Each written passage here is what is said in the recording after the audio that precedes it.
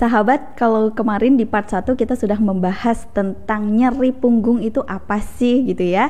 Dan kembali lagi di podcast Dr. Alia _THT Official, kita ada di part 2, kita akan ngebahas tentang mitos atau fakta.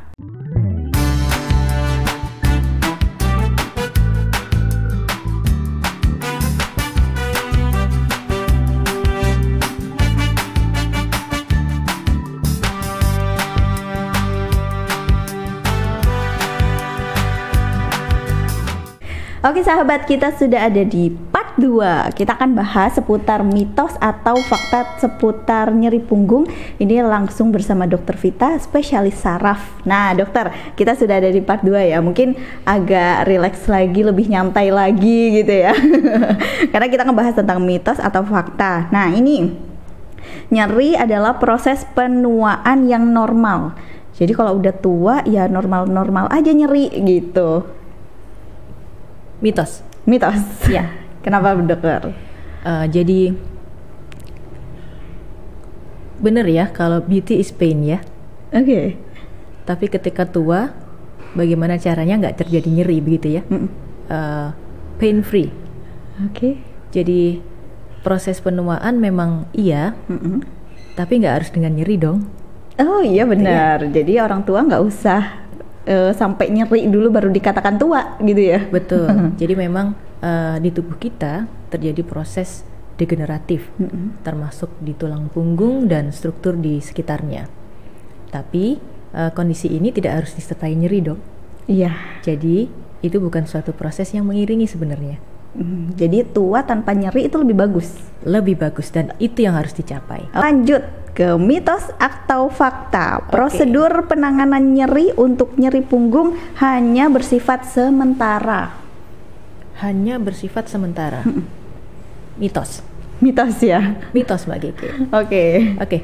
Jadi nyeri adalah suatu kondisi yang tidak nyaman ya, yang dirasakan oleh seseorang sehingga activity daily livingnya pun juga bisa terganggu, dan itu sangat-sangat tidak nyaman.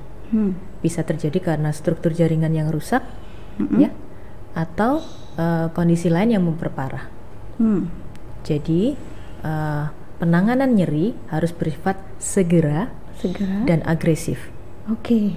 Tentunya bukan untuk sementara. Berarti ada prosesnya ya? Ada prosesnya. Sampai tuntas juga? Harus dengan tuntas. Nah, kalau nggak tuntas nanti nggak naik kelas. Oke, Mbak Kiki. Jadi penanganan nyeri yang agresif dan harus segera itu adalah tujuannya untuk meredakan nyeri ya. Ada penilaiannya dari yang misal dengan skala ya, misalkan kita gunakan skala nyeri. Dari skala yang berat 1 sampai 10, misal dari skala 9, kemudian nyerinya berkurang menjadi skala 5 misalnya. Itu udah bagus banget. Jadi skala nyerinya berkurang, tujuannya juga mencegah supaya tidak terjadi nyeri yang kronis.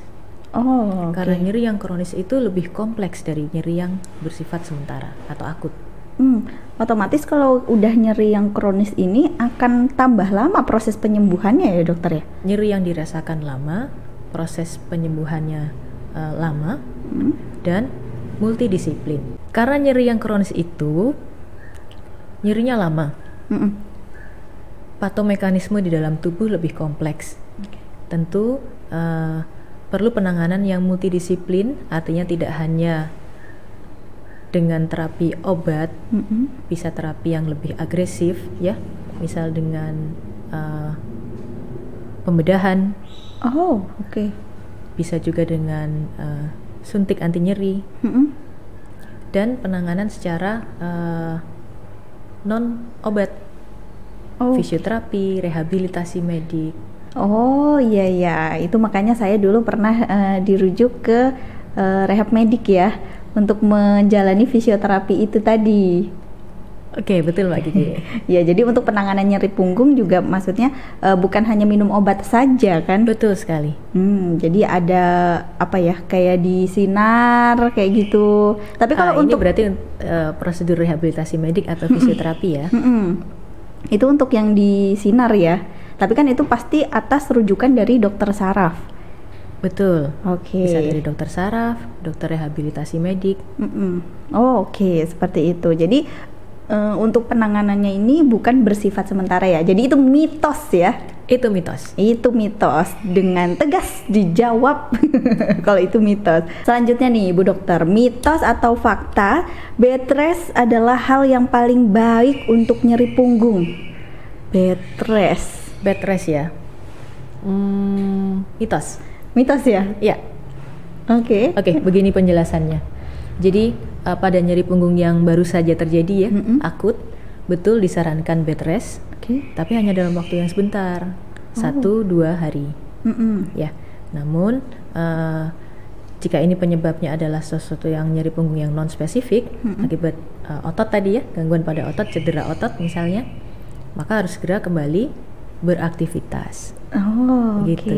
Itu kenapa? Apa untuk pemulihan ototnya atau seperti apa? Ya, supaya rileks sehingga nyerinya berkurang.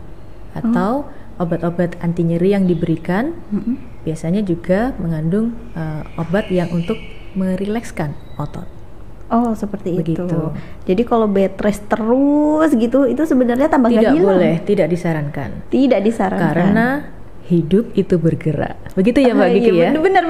Karena manusia itu hidup bergerak. Karena hidup itu bergerak, jadi lakukan aktivitas. Iya, jadi nggak boleh jadi kaum mager yang betul tadi sekali. Sudah disebutkan oleh Dokter Vita ya. Kaum jompo. Oh iya. Iya benar-benar kaum jompo. Jadi kalau misalkan masih merasa muda, sahabat, jangan mau jadi kaum jompo, ya kan? Jadi harus terus beraktivitas. Ya apalagi usia-usia produktif seperti kita gini ya. Kita seumuran. Apa aktivitasnya Mbak Kiki? Duduk. Salah ya. Itu apa olahraganya Mbak Kiki? Jalan kaki. Jalan kaki. Nggak apa-apa. Boleh. Ya. Jalan kaki berapa jauh? Berapa lama? Berapa langkah? 5 langkah. Sama aja nggak boleh ya Bu Dokter ya. Kalau keliling komplek setiap pagi boleh. Karena jalan kaki bagus sekali ya. Dia postur kita tegak, kita rileks, dan itu termasuk ringan ya. Olahraga paling ringan, paling murah. Iya benar. Kalau misalkan jalan kaki dengan lari, itu lebih bagus mana? Menyesuaikan kondisi ya. Jika aktivitas bisa lari ya, tidak ada cedera, tidak ada sakit, tidak ada gangguan pada lutut misalnya, aktivitas lari bagus sekali. Oke, tapi kalau misalkan kita lebih nyantainya mau jalan kaki pun juga nggak masalah. Boleh, ya Bu Dokter silakan. Ya. Oke, jadi mungkin habis sholat subuh untuk sahabat ini juga boleh ya jalan kaki di sekitar komplek rumahnya gitu. Oke. Sambil belanja mungkin ya Bu Dokter. Berbeda. Gitu ya. Jalan-jalan. Pulangnya mampir belanja. Oh iya. Ya benar. Sambil ya, masa kalau belanja jalan ya kan jadi nggak nyampe ya, jadi nggak ngambil sayuran. Maksudnya begini, jadi bukan belanjanya yang dihitung sebagai jalan, tapi jalan kaki dengan target tertentu. Misal saya mau jalan kaki 1000 langkah pagi ini tuh. Jadi saya belanja aja udah kehitung jalan, nggak begitu, beda. Gitu. Jadi sama seperti misal olahraga, saya mau olahraga lari 20 menit sore ini misalnya ya, habis ini. Berbeda dengan saya nyapu sama ngepel aja lah udah masuk olahraga, bukan. Ih, bener banget. Ya. Ini sama sih sebenarnya sama yang mitos atau fakta selanjutnya. Mitos atau fakta, olahraga ternyata bisa mencederai punggung. Bisa mitos, bisa fakta, ya. Mitos olahraga yang dilakukan dengan baik dengan pemanasan di awal, maka tentunya tidak menyebabkan nyeri punggung. Ya, tapi jika pada suatu kondisi tertentu terjadi cedera, tentu bisa menyebabkan nyeri punggung. Jadi mitos atau fakta?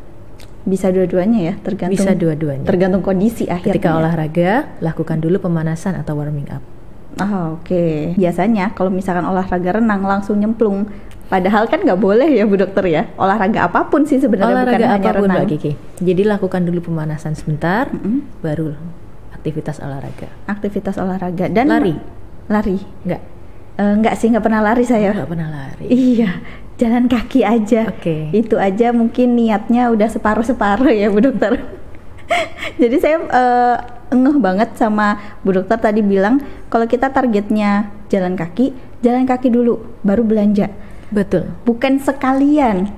Iya. Iya. Jadi WHO atau Badan Kesehatan Dunia menyarankan bahwa olahraga aktivitas dalam 1 minggu adalah sebaiknya 3 hingga 5 kali minimal, dan dilakukan setiap kali aktivitas adalah 30 menit.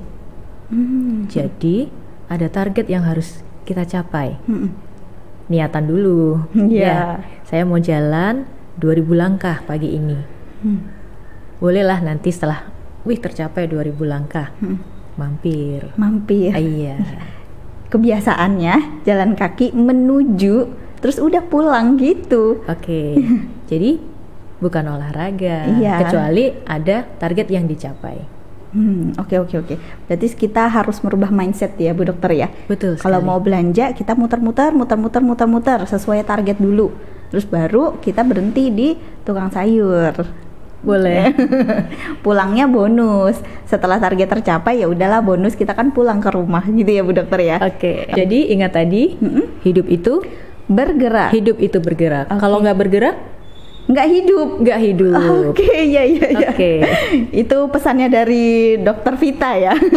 Jadi kalau misalkan kita mau sehat, kita harus tetap bergerak gitu ya, supaya bukan hanya menghindari dari nyeri punggung, tapi juga untuk menyehatkan badan kita supaya kita tetap produktif gitu ya, untuk bergerak terus. Oke, terima kasih banyak Dokter Vita. Sama-sama Mbak Kiki dan sahabat semuanya. Assalamualaikum. Waalaikumsalam warahmatullahi wabarakatuh. Nah sahabat, kali ini sudah tahu kan mitos atau fakta tentang nyeri punggung. Jadi untuk Anda jangan lupa subscribe yang belum subscribe, dan juga like, komen di bawah ini mengenai nyeri punggung. Siapa tahu Anda pernah merasakan nyeri punggung, bisa berbagi pengalaman Anda untuk mengatasi nyeri punggung ini. Tetap simak podcast Dr. Alia _THT official.